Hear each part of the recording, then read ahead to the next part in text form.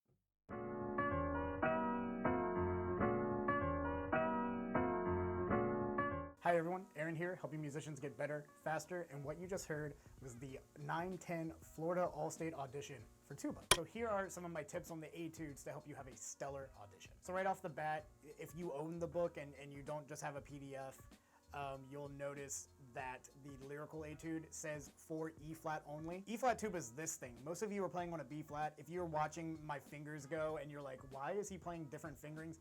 That's why. My tuba is literally in a different key. And the thing about E flat tuba, if you look, I mean, it's hard to tell on camera, but it's not that large in comparison to like a big B flat tuba. And it's considered the solo tuba, so it can play higher. It's literally registered pitches higher than a low B flat tuba. So the All-State Committee did one of the things that I tend to get frustrated with, and they picked an etude for E flat tuba when most of you are playing on B flats, and I don't think that's necessarily fair. Not to say that this is a bad etude, I just don't think it fits the register of the instrument that most of you are going to be playing on. But those gripes aside, we still got to play it anyway, so let's dig into it. So the big thing with the beginning is try your best to not play too loud so that you don't have to separate it too much. I feel like a lot of people are going to be coming at the first phrase, this mezzo forte phrase that lasts like about 8 bars.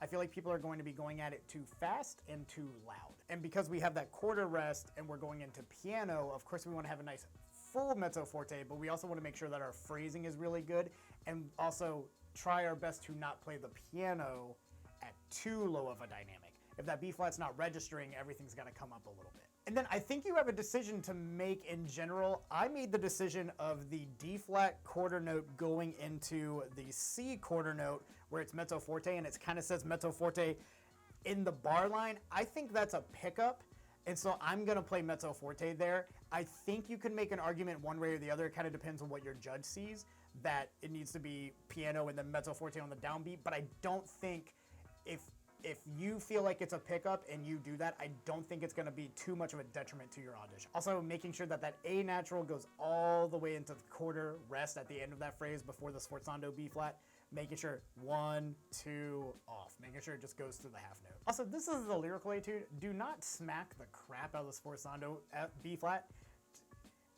Calm down, like be careful. It should get some emphasis, it should get a little bit of oomph, but like don't destroy it. This isn't Ride of the Valkyrie, like calm down. And with this last little arpeggiated ditty, I think you should take the top splits if you can, but don't necessarily think that if you don't take the top splits, your audition's completely ruined. I think it looks better to take the top splits, but I think if you're playing really, really well, it's not gonna necessarily like hurt you. Like they're not gonna take off points for you playing the bottom splits. It's just more impressive if you play the top split. So moving on to the technical, there is a lot for judges to hold on in this one, where the last one didn't really have a lot, and it's going to be up to your discretion to create the music. The technical has a lot of markings to abide by. My big suggestion with the opening, that mezzo forte opening, is maybe bring it down a little bit so that you can try to last that entire opening phrase on one breath. But keep in mind, you have to do that and accomplish the couple of accents that are in there. So keep that in mind, but I think it can be done. You just have to not be too enthusiastic about your mezzo forte. I do suggest doing the low octave jump. It is a pain. It is really difficult. It's actually something I struggle with, but I do think it is more impressive than just holding the A flat, the top split. With tuba, just in general, you want whichever split you're supposed to do.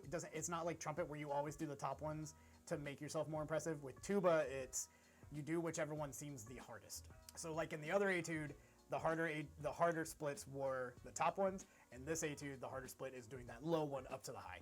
So keep that in mind as you're preparing this as well. The other thing I would warrant you against is, especially when we're going through these 16th notes and 8th notes, try not to get too pecky and too plucky. Like, you don't want anything to be too short. Nothing's really super staccato here. So 16th notes still get full value, da da da da da da da, or whatever your rhythm has to be, dun dun da da da dun dun dun da da da da dee, right? Making sure that it's not too short and too plucky. And then when we get to this like more lyrical part of it, in the the second page, or like the first line of the second page, when we get to that those half notes tied to the quarter notes and all that sort of thing, don't pull back on your tempo by accident just because you're playing slower music. But also really make sure you're keeping your time. 1, 2, 1, 2, 1, 2, 1, 2, and 1. Just making sure you're really keeping your time through all of those notes and maintaining the correct tempo. They're gonna notice if you clip off a half note tied to a quarter too soon. So be careful about it. And then on this last little 8th note thing with the accents, just really make sure to bring this out. Dia, dia, dia, dia, da.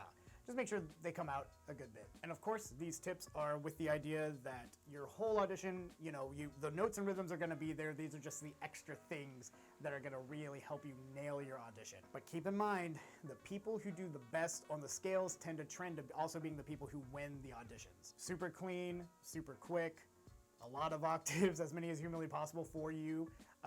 It tends to net you a lot of points, which is what you're aiming for. But overall, those are my tips. I think this is gonna be a pretty solid audition overall. I don't think it's too rough. I'm not a fan of the register of the lyrical, and I think the technical, I don't like that it's on 2 different pages. I feel like that makes it read weird.